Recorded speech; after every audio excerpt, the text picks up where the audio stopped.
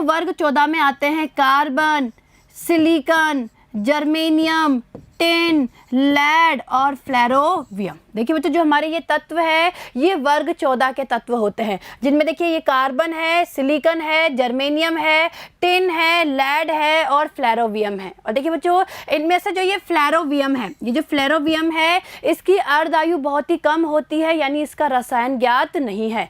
तो हम यहाँ पर जो वर्ग 14 के तत्वों का अध्ययन करेंगे तो हम कार्बन, सिलिकॉन, जर्मेनियम, टिन और लेड इनके बारे में ही अध्ययन करेंगे। क्लियर है? तो देखिए आगे, देखिए बच्चों, carbon, silicon, germanium, tin, lead वर्ग 14 के तत्व है। कार्बन प्रकृति में स्वतंत्र तथा संयुक्त अवस्था में मिलता है। देखिए बच्चों, अगर कार्बन की बात की जाए तो कार्बन प्रकृति में स्वतंत्र रूप से भी पाया जाता है और संयुक्त रूप से भी मिलता है। तत्व अवस्था में यह कोयला, ग्रेफाइट तथा हीरा में मिलता है, जबकि संयुक्त अवस्था में यह धातु कार्बोनेट, हाइड्रोकार्बन तथा वायु में कार्बन डाइऑक्साइड गैस के रूप में पाया जाता है। क्लियर है? आगे देखिए, कार्बन संसार का सबसे चंचल तत्व माना जाता है। यह अन्य तत्वों के साथ आसानी से संयोग कर लेता है। देखिए बच्चों, ये आपको पता होना चाहिए कि जो कार्बन है वो संसार का सबसे चंचल तत्व माना जाता है, क्योंकि ये क्या करता है, अन्य तत्वों के साथ, जैसे ऑक्सीजन है, हाइड्रोजन है, नाइट्रोजन है, सल्फर है, इनके साथ आसानी से क्या कर लेता है, ये संयोग कर लेता है।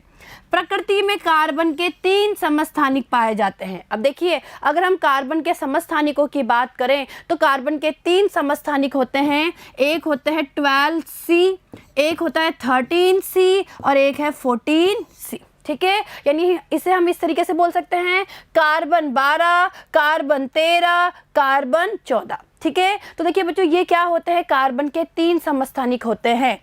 इनमें से कार्बन 12 यानी 12C एवं 13C स्थायी समस्थानिक है। यानी कहने का मतलब है कि कार्बन 12 और कार्बन 13 तो क्या है, स्थायी समस्थानिक है, जबकि 14C यानी जो 14C है, यह हम बोल सकते हैं जो कार्बन 14 है, एक रेडियो एक्टिव समस्थानिक है, जिसका उपयोग रेडियो कार्बन अंकन में किया जाता है। ठीक है, यानी जो कार्बन डेटिंग प्रोसेस होता है, जो कार्बन डेटिंग प्रक्रिया होती है, उसमें इस 14 कार्बन का यानी 14 कार्बन का उपयोग किया जाता है। और ये कैसा होता है, ये रेडियो एक्टिव समस्थानिक होता है। और देखिए बच्चों, ये आपको पता होना चाहिए। आगे देखिए, सिलिकॉन प्रकृति में सिलिका तथा सिलिकेट के रूप में पाया जाता है। यह सिरेमिक, कांच तथा सीमेंट का महत्वपूर्ण घटक होता है।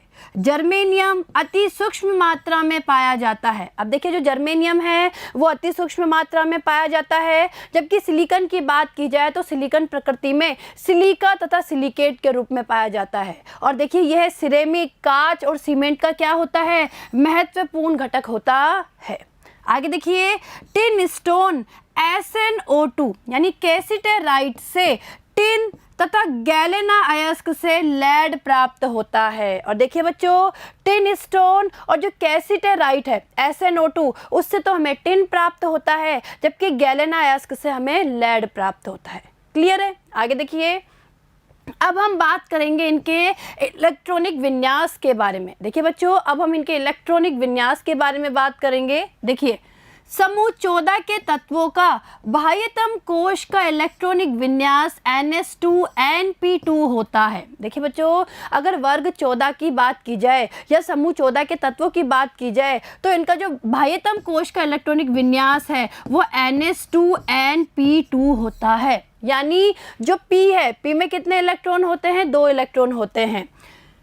इस समूह के इलेक्ट्रॉनिक विन्यास में भी आंतरिक क्रोड भिन्न होता है। और देखिए बच्चों, इसमें भी क्या होता है, जब हम इनका इलेक्ट्रॉनिक विन्यास भरते हैं तो अलग अलग जो तत्व है उनके लिए जो आंतरिक क्रोड है वो भी क्या होता है, भिन्न होता है। ठीक है, आगे देखिए, तो देखिए बच्चों, यहाँ से हम इनके इलेक्ट्रॉनिक विन्यास को समझ लेते हैं कि इनका इलेक्ट्रॉनिक विन्यास क्या होता है। और देखिए, ये इलेक्ट्रॉनिक विन्यास आपको पता भी होना चाहिए, कभी कभी परीक्षा में इलेक्ट्रॉनिक विन्यास पूछ लिया जाता है। तो देखिए बच्चों, यहाँ पे तो है तत्व, इधर है इनके परमाणु क्रमांक और यहाँ पे है इनके इलेक्ट्रॉनिक विन्यास। तो देखिए, सबसे पहले बात करते हैं कार्बन की।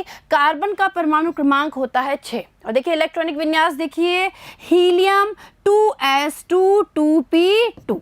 ठीक है। इसी तरीके से अब बात करते हैं सिलिकॉन की। सिलिकॉन का परमाणु क्रमांक होता है 14, ठीक है। और देखिए इलेक्ट्रॉनिक विन्यास देखिए, नियोन 3s2 3p2। इसी तरीके से देखिए जर्मेनियम की बात करें, जर्मेनियम आता है 32 यानी 32 नंबर पे आता है। और इसका इलेक्ट्रॉनिक विन्यास देखिए, ऑर्गन 3d10 4s2 4p2। इसी तरीके से देखिए टिन की बात की जाए, टिन का परमाणु क्रमांक होता है 50। और देखिए इलेक्ट्रॉनिक विन्यास देखिए इसका, क्रिप्टोन 4d10 5s2 5p2। और इसी तरीके से देखिए लेड की बात की जाए तो लेड 82 यानी 82 नंबर पे आता है, यानी इसका परमाणु क्रमांक 82 होता है। और इसका इलेक्ट्रॉनिक विन्यास देखिए, xenon 4f14 5d10 6s2 6p2। ठीक है, तो देखा आपने ध्यान से कि इनके सबके जो अंतिम इलेक्ट्रॉनिक विन्यास है वो क्या है, ns2 np2, यानी S में 2 और P में भी कितने इलेक्ट्रॉन, 2। और जो आंतरिक क्रोड की बात की जाए तो आंतरिक क्रोड देखिए सबका क्या है, भिन्न भिन्न है। ठीक है बच्चों, चलिए आगे देखिए।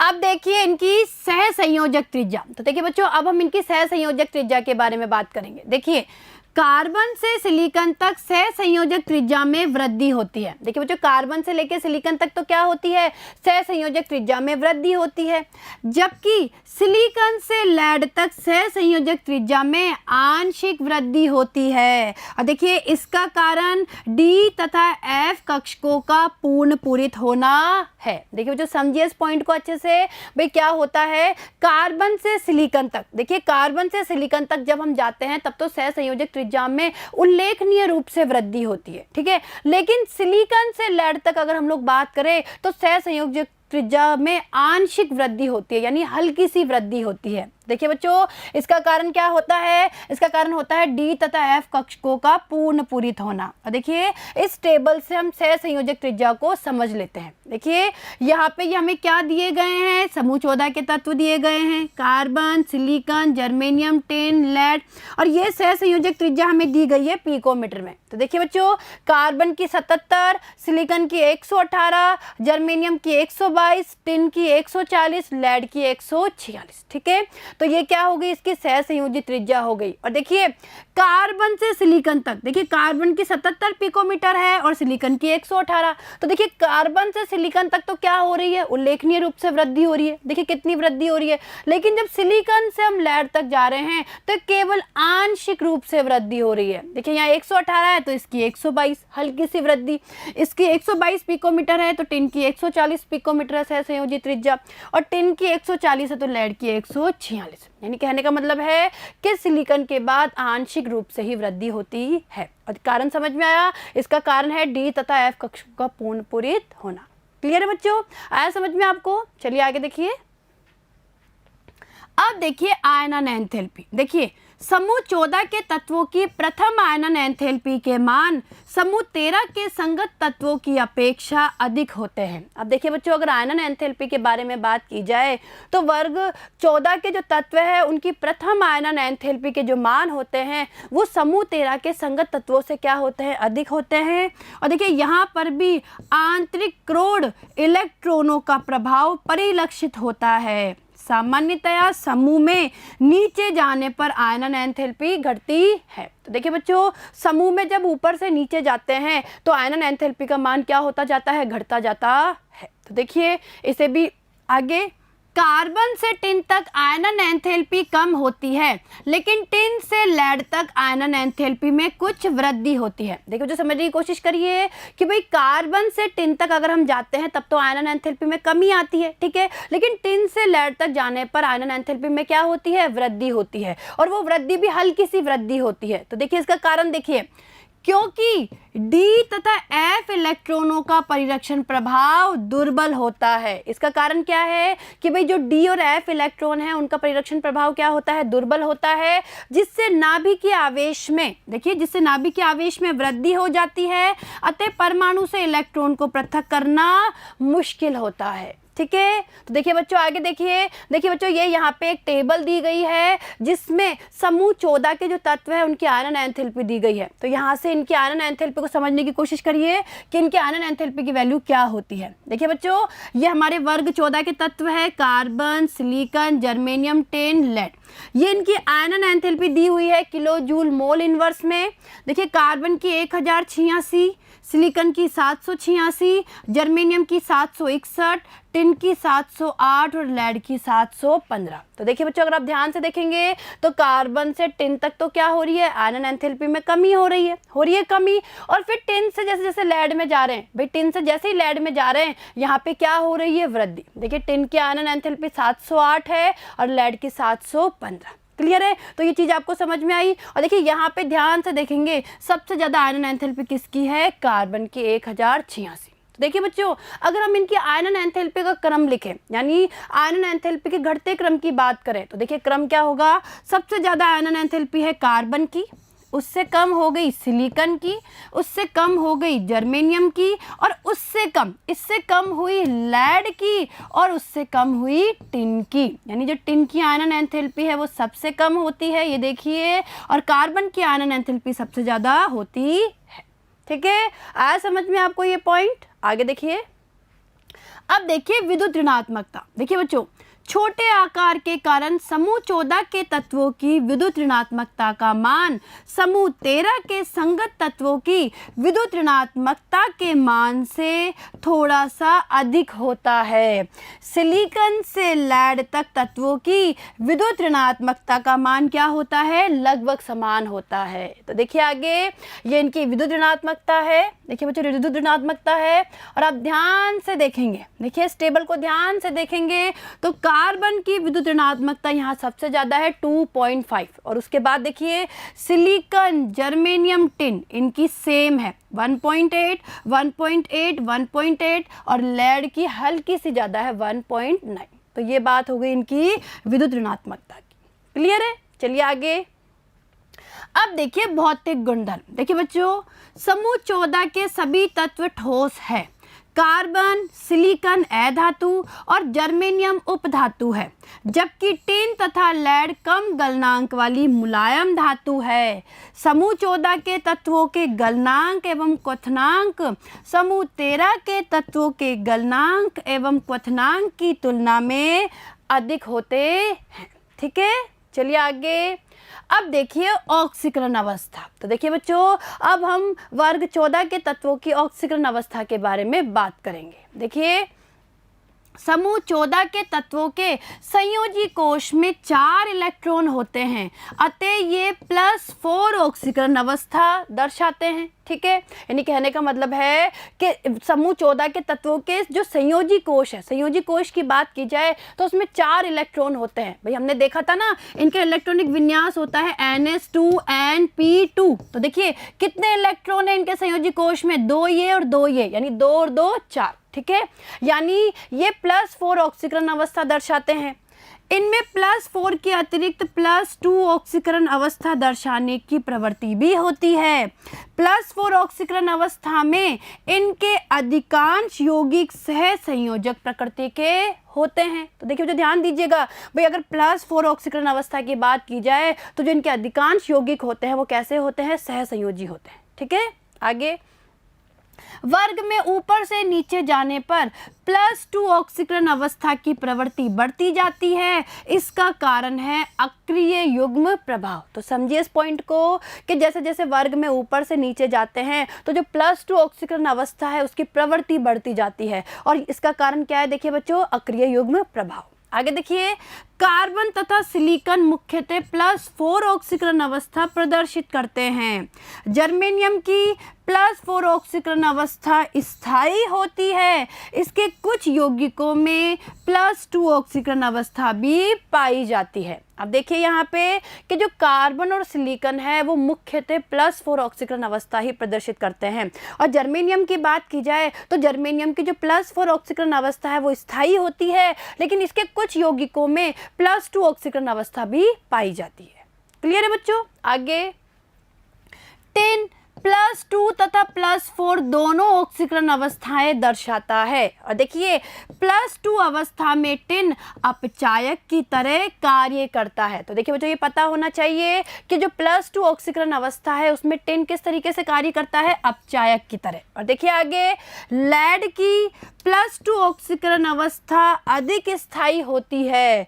यह +4 अवस्था में प्रबल ऑक्सीकारक की तरह व्यवहार करता है। तो देखिए बच्चों ये पॉइंट हमें पता होना चाहिए कि जो टिन है वो तो +2 अवस्था में अपचायक की तरह कार्य करता है, जबकि जो लेड है वो +4 अवस्था में प्रबल ऑक्सीकारक की तरह व्यवहार करता है। क्लियर है यहाँ तक का? आगे देखिए, अब देखिए रासायनिक गुण। तो देखिए बच्चों हमने इनकी ऑक्सीकरण अवस्था के बारे में पढ़ लिया है और अब हम लोग बात करेंगे इनके रासायनिक गुणों के बारे में। देखिए ध्यान दीजिए, पहला देखिए ऑक्सीजन के प्रति अभिक्रियाशीलता। तो देखिए इस समूह के सभी सदस्य ऑक्सीजन की उपस्थिति में गर्म किए जाने पर ऑक्साइड बनाते हैं। समझिए भाई, इस समूह के जितने भी तत्व हैं उन्हें अगर ऑक्सीजन की उपस्थिति में गर्म किया जाता है तो वो क्या बनाते हैं, ऑक्साइड बनाते हैं। ये मुख्यतः दो प्रकार के ऑक्साइड बनाते हैं, एक तो बनाते हैं मोनोऑक्साइड और दूसरा बनाते हैं डाइऑक्साइड। और देखिए इनके सूत्र देखिए, मोनोऑक्साइड का सूत्र होता है MO। देखिए बच्चों इस तरीके से मोनोऑक्साइड को प्रदर्शित करते हैं और M क्या है यहाँ पे, M यहाँ पे हमें बता रहा है वर्ग 14 के तत्वों को। और इसी तरीके से अगर डाइऑक्साइड की बात करें तो डाइऑक्साइड को MO2 इस तरीके से प्रदर्शित कर सकते हैं। यानी कहने का मतलब है कि ये दो प्रकार के ऑक्साइड बनाते हैं, मोनोऑक्साइड और डाइऑक्साइड। ये मोनोऑक्साइड का फॉर्मूला होता है और ये डाइऑक्साइड का। ठीक है, आगे देखिए SiO यानी जो सिलिकॉन का मोनोऑक्साइड है SiO, उसका अस्तित्व केवल उच्च ताप पर ही होता है। उच्च ऑक्सीकरण अवस्था वाले ऑक्साइड निम्न ऑक्सीकरण अवस्था वाले ऑक्साइड की तुलना में अम्लीय प्रकृति के होते हैं। देखिए बच्चों बहुत अच्छा पॉइंट है कि भाई जो उच्च ऑक्सीकरण अवस्था वाले जो ऑक्साइड होते हैं वो निम्न ऑक्सीकरण अवस्था वाले ऑक्साइड की तुलना में अम्लीय प्रकृति के होते हैं। और देखिए डाइऑक्साइड, देखिए बच्चों डाइऑक्साइड देखिए जैसे CO2 है, SiO2 है तथा GeO2 है, ये तो क्या होते हैं, अम्लीय होते हैं। जबकि SnO2 यानी जो टिन का डाइऑक्साइड है SnO2 तथा PbO2 उभयधर्मी प्रकृति के होते हैं। ठीक है, आगे देखिए मोनोऑक्साइड में CO यानी कार्बन मोनोऑक्साइड उदासीन तथा GeO यानी जो जर्मेनियम का मोनोऑक्साइड है वो अम्लीय है, जबकि SnO तथा PbO उभयधर्मी है। देखिए बच्चों अगर मोनोऑक्साइड की बात करें तो जो कार्बन का मोनोऑक्साइड है, कार्बन मोनोऑक्साइड वो उदासीन है, जर्मेनियम मोनोऑक्साइड अम्लीय है, जबकि टिन और लेड के जो मोनोऑक्साइड होते हैं वो कैसे होते हैं, उभयधर्मी। क्लियर है यहाँ तक का? आगे देखिए, अब देखिए जल के प्रति क्रियाशीलता। अब देखिए बच्चों अब हम बात करेंगे कि जल के प्रति इनकी क्या क्रियाशीलता होती है। देखिए कार्बन, सिलिकॉन तथा जर्मेनियम जल के द्वारा प्रभावित नहीं होते हैं। समझिए यहाँ पर कि कार्बन है, सिलिकॉन है और जर्मेनियम है, ये जल के द्वारा बिल्कुल भी प्रभावित नहीं होते। टिन भाप को वियोजित कर डाइऑक्साइड बनाता है तथा डाई हाइड्रोजन गैस देता है। और देखिए बच्चों अगर टिन की बात की जाए तो टिन क्या करता है, भाप को वियोजित करता है। देखिए अभिक्रिया देखिए टिन है, टिन 2H2O, ठीक है, यानी जिसे हम भाप को H2O से भी तो प्रदर्शित कर सकते हैं। और ये थर्मल का साइन क्या बता रहा है हमें, गरम, है ना, गरम कंडीशन है यहाँ पे, यानी तापमान बहुत ज़्यादा है। यानी जो टिन है, टिन क्या करेगा, 2H2O से अभिक्रिया करेगा और ये बन गया SnO2 और ये डाई हाइड्रोजन 2H2। ठीक है, यानी यहाँ पे दो अणु किसके बन गए, हाइड्रोजन गैस के, SnO2 बन गया। तो इस तरीके से क्या होता है, टिन भाप को वियोजित कर देता है। लेड जल से अप्रभावित रहता है, ऐसा शायद ऑक्साइड की रक्षण फिल्म यानी प्रोटेक्शन फिल्म बनने के कारण होता है। और देखिए जो लेड है वो भी जल से क्या होता है, अप्रभावित। ठीक है, चलिए आगे। हैलोजन के प्रति अभिक्रियाशीलता। देखिए बच्चों, अब हम हैलोजन के प्रति अभिक्रियाशीलता के बारे में बात करेंगे। देखिए समूह 14 के तत्व Mx2 तथा Mx4 और X बराबर क्या है यहाँ पे हैलोजन यानी फ्लोरीन, क्लोरीन, ब्रोमीन, आयोडीन प्रकार के हैलाइड बनाते हैं। देखिए बच्चों, जो वर्ग 14 के तत्व होते हैं वो Mx2 प्रकार के डाई हैलाइड या Mx4 प्रकार के टेट्रा हैलाइड बनाते हैं। क्लियर है? अधिकांश Mx4 यानी जो अधिकांश टेट्रा हैलाइड होते हैं वो सहसंयोजक प्रकृति के होते हैं। इन हैलाइडों में केंद्रीय परमाणु sp3 संकृत अवस्था में तथा अणु चतुष्फल की आकृति में होता है। देखिए बच्चों, होता क्या है कि जो टेट्रा हैलाइड होते हैं Mx4 वो सहसंयोजी प्रकृति के होते हैं और इनमें जो केंद्रीय परमाणु है उसकी संकरण अवस्था होती है sp3 यानी केंद्रीय परमाणु में sp3 संकरण पाया जाता है और आकृति कैसी होती है उसकी चतुष्फल की। क्लियर है? आगे देखिए अपवाद। देखिए बच्चों, यहाँ पे कुछ अपवाद है। देखिए जो समझिए अपवाद क्या है। SnF4 तथा PbF4 ये आयनिक प्रकृति के होते हैं। देखिए बच्चों, ये अपवाद आपको पता होना चाहिए। यानी टिन टेट्राफ्लोराइड और लेड टेट्राफ्लोराइड ये दोनों क्या होते हैं? आयनिक प्रकृति के। ठीक है, आगे देखिए PbI4 का अस्तित्व नहीं है। देखिए बच्चों, PbI4 यानी ये हो गया लेड टेट्रा आयोडाइड। तो जो हमारे लेड टेट्रा आयोडाइड है उसका अस्तित्व नहीं है क्योंकि लेड और आयोडीन बंध, देखिए जो लेड आयोडीन बंध है जो प्रारंभ में बनता है इतनी ऊर्जा उत्पन्न नहीं कर पाता जिससे 6s2 इलेक्ट्रॉन का वियुग्मन हो सके तथा एक इलेक्ट्रॉन के उच्च कक्षक में उत्तेजन से 4 अयुग्मित इलेक्ट्रॉन प्राप्त हो सके। देखिए बच्चों, बहुत अच्छा पॉइंट है और ये परीक्षा में पूछ लिया जाता है कि PbI4 का अस्तित्व क्यों नहीं है। तो देखिए बच्चों, इसका कारण क्या है कि जो PbI यानी जो लेड आयोडीन बंध जो शुरुआत में बनता है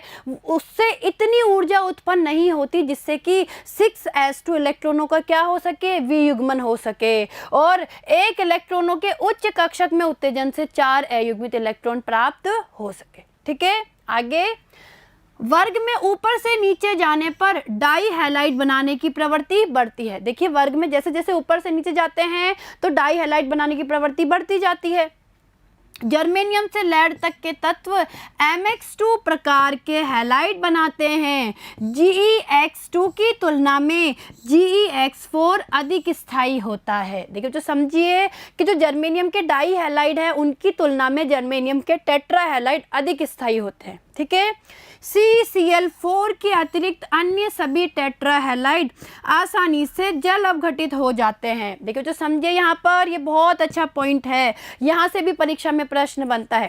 भाई जो कार्बन टेट्रा क्लोराइड है CCl4 यानी कार्बन टेट्रा क्लोराइड, तो इसके अतिरिक्त अन्य सभी टेट्रा हैलाइड क्या हो जाते हैं? जल अवघटित हो जाते हैं। और इसका कारण क्या है? देखिए क्योंकि इनके केंद्रीय परमाणु के पास रिक्त डी कक्षक उपस्थित होते हैं। देखिए बच्चों, इसका कारण क्या है कि जो हमारा कार्बन टेट्रा क्लोराइड है इसमें कार्बन के पास में रिक्त कक्षक होते ही नहीं है, या हम ये बोल सकते हैं रिक्त डी कक्षक नहीं होते हैं। देखिए बच्चों वापस ध्यान दीजिए, जो कार्बन टेट्रा क्लोराइड है इसके पास में रिक्त डी कक्षक होते ही नहीं है, जबकि जो अन्य तत्व है उनके पास रिक्त डी कक्षक होते हैं। और इसी कारण से जो CCl4 है कार्बन टेट्रा क्लोराइड है इसका जल अपघटन नहीं होता है और अन्य तत्वों के जो टेट्रा हैलाइड है उनका जल अपघटन हो जाता है। ठीक है, आगे देखिए, जिससे ये जल के ऑक्सीजन परमाणु से एकांकी इलेक्ट्रॉन युग्म ग्रहण कर लेते हैं। तो देखिए जो होता क्या है कि भाई जो अन्य तत्व है उनके पास में रिक्त डी कक्षक पाए जाते हैं, तो ये क्या करते हैं?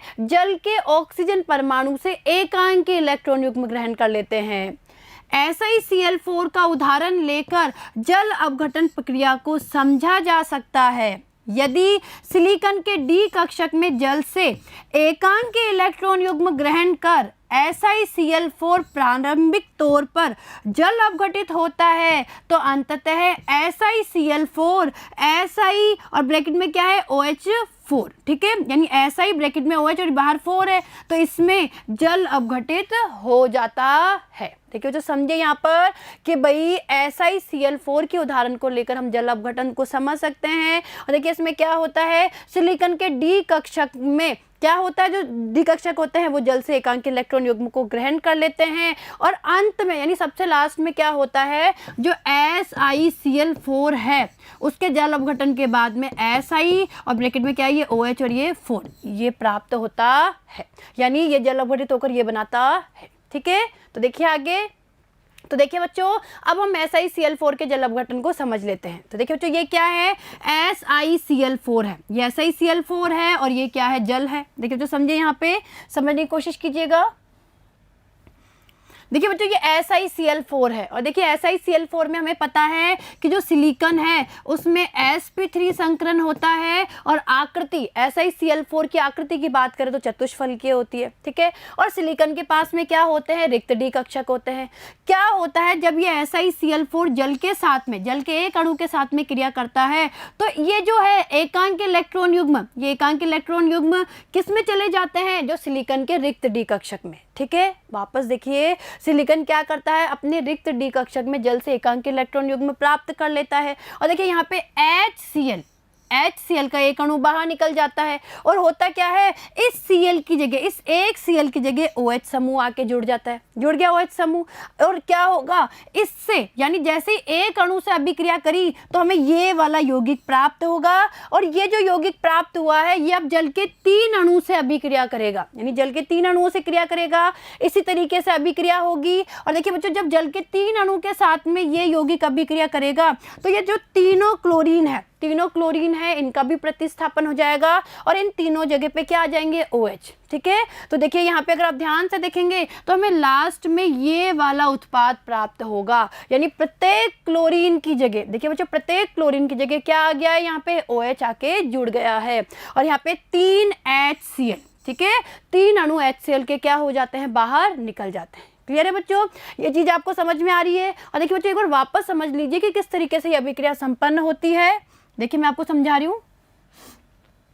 देखिए बच्चों, इसमें होता क्या है, देखिए बच्चों ये क्या है, SiCl4 है,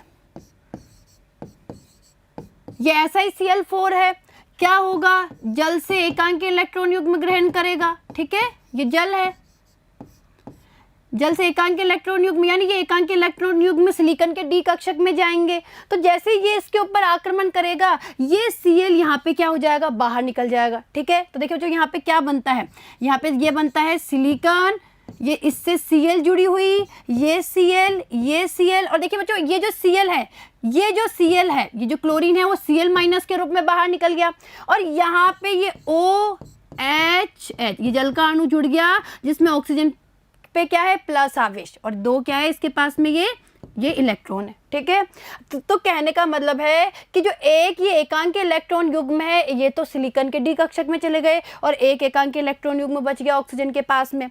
अब देखिए ऑक्सीजन पे प्लस आवेश है, इस प्लस आवेश को खत्म करने के लिए क्या होगा, ये जो H है ये प्लस के रूप में बाहर निकल जाएगा। देखिए तो समझिए, हाइड्रोजन प्लस के रूप में बाहर निकलेगा, यहाँ से बाहर निकलेगा H प्लस के रूप में, और ये H प्लस और Cl माइनस ये मिलके बना लेते हैं HCl। देखिए तो क्या बनेगा, ये दोनों मिलके बना लेंगे HCl, यानी HCl का अणु यहाँ पे बाहर निकल गया, और देखिए Si, ये Cl, ये Cl, ये Cl, देखिए समझे यहाँ पर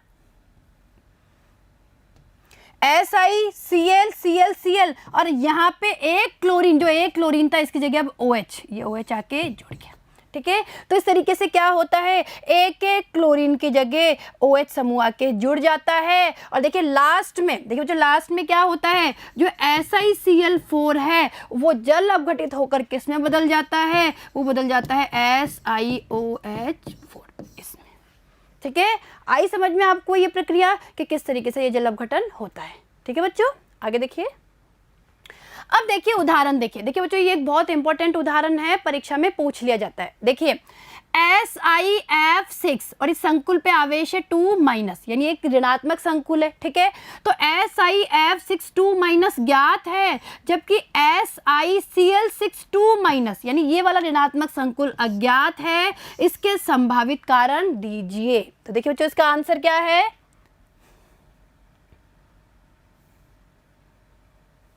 देखिए इसके मुख्य कारण निम्नलिखित है। पहला देखिए, सिलिकॉन परमाणु का आकार छोटा होने के कारण इसके चारों ओर क्लोरीन के 6 बड़े आकार वाले परमाणु व्यवस्थित नहीं हो पाते हैं। देखिए जिसका कारण भाई जो सिलिकॉन परमाणु है, सिलिकॉन परमाणु का आकार छोटा होने के कारण, भाई जो सिलिकॉन परमाणु उसका आकार छोटा होता है, तो सिलिकॉन परमाणु का आकार छोटा होने के कारण इसके चारों ओर जो क्लोरीन के 6 बड़े आकार वाले परमाणु होते हैं वो व्यवस्थित नहीं हो पाते हैं। ठीक है।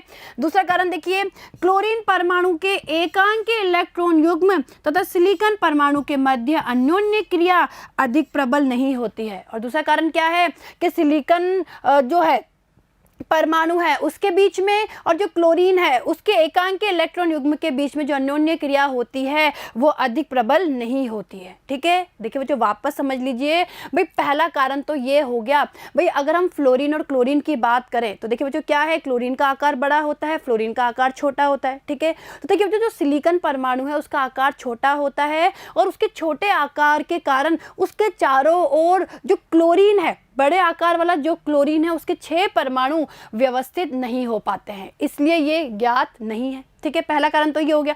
दूसरा कारण क्या है, जो क्लोरीन परमाणु के एकांकी इलेक्ट्रॉन युग्म है और जो सिलिकॉन परमाणु है उनके मध्य जो अन्योन्य क्रिया होती है वो अधिक प्रबल नहीं होती है। ठीक है। तो आया समझ में आपको कि ये क्यों ज्ञात है और ये क्यों अज्ञात है। ठीक है। देखिए मुझे बहुत इंपॉर्टेंट प्रश्न परीक्षा में पूछ लिया जाता है।